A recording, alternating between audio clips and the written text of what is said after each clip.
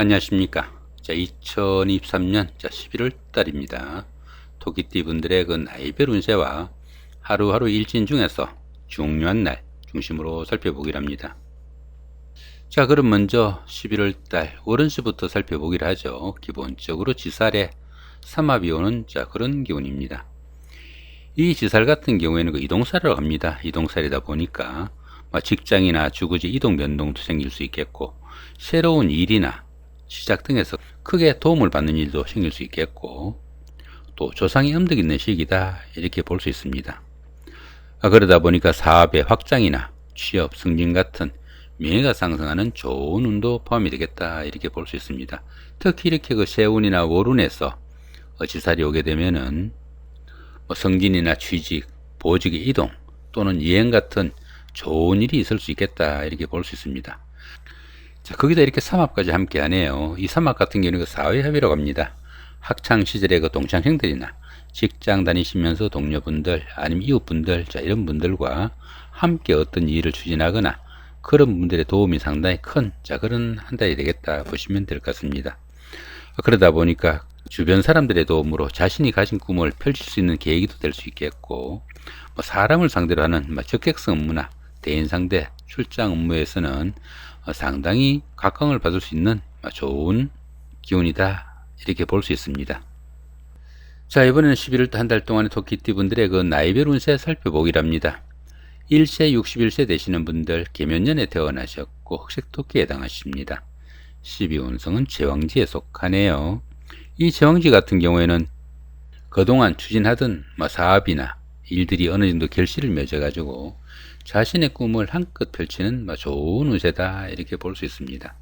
최고의 경지에 이르다 보니까 리더로서 자신이 모든 일을 주도해 나갈 수 있는 그런 시기일 수 있겠고, 또 만사가 풍요롭고 안정된 축제의 시기이기도 하겠다 이렇게 볼 수 있습니다. 모든 일이 잘 풀려나가는 좋은 운세이지만은 지나친 그 고집이나 아집 또 독선인 사고로 인해 가지고 스스로 이 일을 그르칠 수 있으니까 그런 부분은 조금 신경을 쓰셔야 되겠고, 또 욕망과 야망이 지나치다 보면은 구설수나 잡음도 따르기 쉽겠고, 또 주변 사람들과 불화와 갈등이 깊어지면은 자신의 자리에서 물러나 하산을 해야 되는 그런 경우도 생길 수 있으니까 그런 부분은 조금 신경을 쓰셔야 되겠다 이렇게 볼 수도 있겠습니다.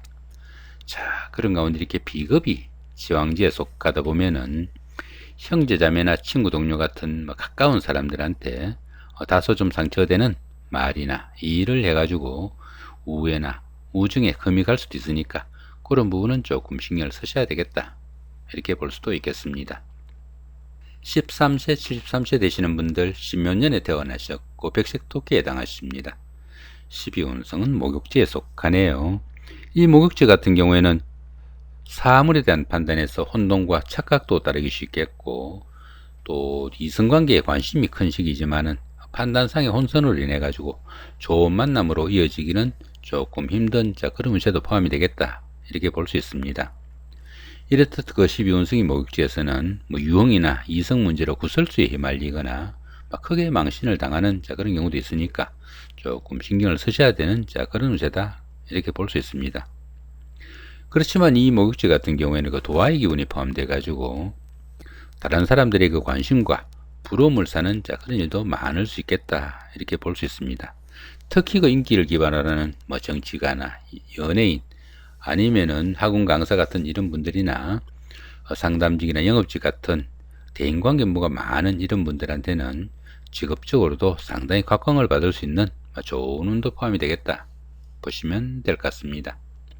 자, 그런 가운데 이렇게 상관이 목욕지에 속하다 보면은 자신의 그 하는 일이나 직업이 주식에 관련된 그런 일도 생기기 쉽겠고, 또 사업상 부침도 조금 있을 수 있는 그런 운세니까 조금 신경을 쓰셔야 되겠다 이렇게 볼 수 있습니다.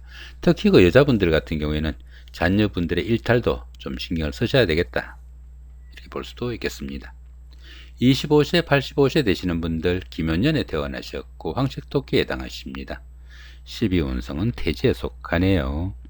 이 태지 같은 경우에는 막 잉태한 그 정도의 기운이다 이렇게 볼 수 있습니다. 가장 어려운 고비는 막 지난 그런 시기라 가지고 가정이나 사업에서 조금씩 서광이 비치기 시작하는 그런 시점일 수도 있겠다, 이렇게 볼 수 있습니다. 새로운 일에 대한 여건이 조성돼 가지고 그동안 막연하게 구상만 하던 그런 일들을 구체적인 실행 계획을 할 수 있는 그런 시기도 될 수 있겠다, 이렇게 볼 수 있습니다. 그렇지만 아직은 막잉태한 그 정도의 기운이다 보니까 스스로 어떤 이 일을 처리하거나 결정하기는 조금 힘든 시기라 가지고 본격적으로 이 일을 시작할 그런 단계는 아직은 아니다, 이렇게 볼 수도 있겠습니다. 작은 영향들이 생기기 시작하지만은 모든 면에서 다른 사람들이 그 보살핌과 도움이 좀 절실한 시기일 수도 있겠다, 이렇게 볼 수도 있겠습니다.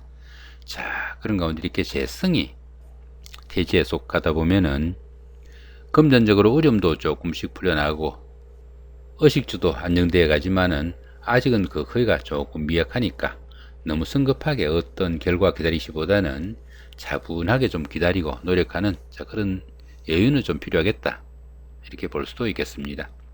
37세, 97세 되시는 분들 정묘년에 태어나셨고 적색토끼에 해당하십니다. 천을귀인과 천간충이 함께하고 12운성은 태지에 속하네요.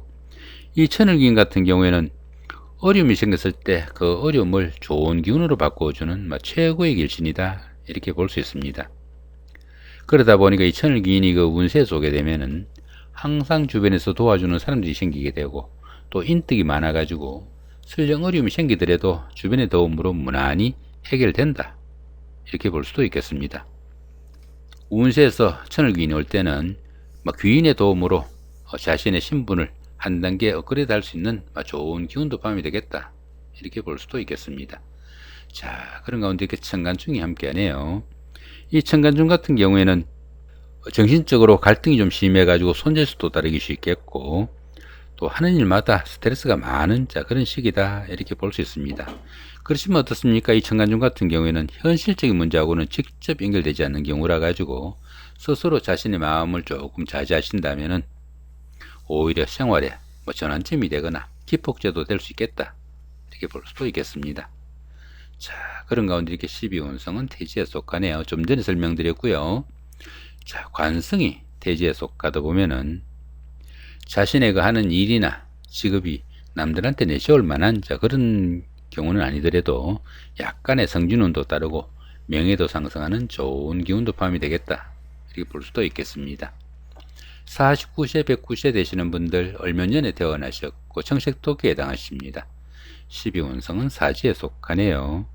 이 사지 같은 경우에는 활동성도 조금 위축되고 욕망과 의욕이 부족해 가지고 적극성이 좀 줄어드는 그런 시기다, 이렇게 볼 수 있습니다. 어떨때는 그 자신의 자리를 유지할 수 없는 상황에 몰리거나 일선에서 물러나 쉬는 단계일 수도 있겠고 또 가까운 사람들로부터의 배신이나 반목도 따를 수 있으니까 주변 사람들과 화목에는 조금 신경을 쓰셔야 되겠다, 이렇게 볼 수 있습니다. 이렇듯 그 12운성이 사지에 속할 때는 새로운 일이나 새로운 사업을 시작하기보다는 지금까지 하시던 일들 조금 마무리하고 현상 유지를 목표로 추진하시면 좋겠다, 이렇게 볼 수도 있겠습니다. 자, 그런 가운데 이렇게 인성이 사지에 속하다 보면은 재물운이 약해 가지고 돈도 잘 모이지 않고 또 금전적으로 어려운 일도 많을 수 있는 그런 기운도 포함이 되겠고 특히 그 모친의 건강도 좀 신경을 쓰셔야 되는 그런 한 달이 되겠다 보시면 될 것 같습니다. 자, 이번에는 11월 달 한 달 동안의 토끼띠 분들의 그 하루하루 일진 중에서 좀 중요한 날 중심으로 살펴보기로 합니다. 먼저 좋은 날부터 한번 살펴보시면은 1일, 4일, 6일, 9일, 12일, 13일, 16일, 18일, 21일, 24일, 25일, 28일, 30일 상당히 좋은 날이 많이 잡혀 있는 것 같습니다. 자, 1일날 같은 경우는 시살의 삼합입니다. 친구나 동료들의 도움으로 여행 나들이 중에 상당히 도움을 받을 수 있는 그런 하루가 될 수 있겠다, 이렇게 볼 수 있습니다. 자, 4일날 같은 경우에는 그 망신살의 방합이고요. 자, 6일날 같은 경우는 반환살의 방합입니다. 형제자매나 친구 동료 같은 가까운 사람들의 도움으로 시험이나 선거 같은 상당히 어려운 과정을 거치거나 아니면은 회사에서의 그 승진 같은 명예가 상승하는 좋은 일이 생길 수 있는 그런 하루가 되겠다 보시면 될 것 같습니다. 자, 9일날 같은 경우는 화개살의 삼합입니다. 학창 시절의 그 동창생들이나 직장 다니시면서 동료분들 이런 분들의 도움으로 옛날에 다니던 직장에 복직을 하거나 전에 하던 일을 다시 시작할 수도 있겠고, 친구나 동료 사이에 뭐 갈등이나 트러블이 있었다면은 화해를 할 수 있는 그런 하루도 될 수 있겠다 볼 수 있습니다. 자, 12일 날 같은 경우에는 천살의 육합입니다.